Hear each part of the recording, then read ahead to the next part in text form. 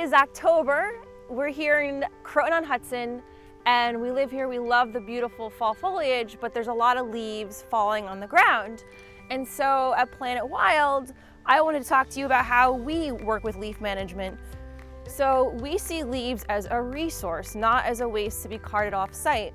So that means the leaves that fall on your planting bed, this is free organic material. The leaves that fall on the lawn is we actually mulch the leaves in place. This is free compost because what we're doing is going to chop them up to further decompose them, and those nutrients are going to go into the lawn grass, and that is going to really make for a healthy yard. We're not using any fertilizers here at all. We're just using leaves.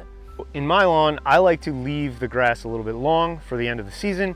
It helps with habitat, and it also creates a better, greener lawn.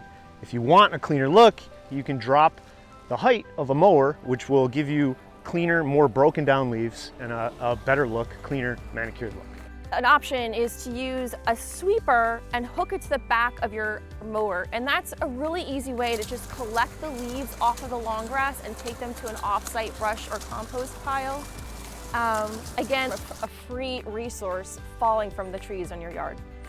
The sweeper is also a really good tool for a long driveway. So when you're in the forest, you'll see naturally leaves falling on the ground, and that leaf litter is high value habitat for a lot of different species. Caterpillars will even roll themselves inside of a leaf, and they use the leaves to shelter through the winter. There's a ton of activity happening in the leaf litter. So what we do is we like to leave the leaves whole and intact if they fall on the planting beds. In the spring, when the weather is 50 degrees or more for a period of time, then we will look to remove the excessive leaves, shred them, and put them back as mulch. But right now in the fall, we want to leave those leaves as is. What we have here is leaf mulch from last year, and you can see how this looks like that perfect organic mulch that you want.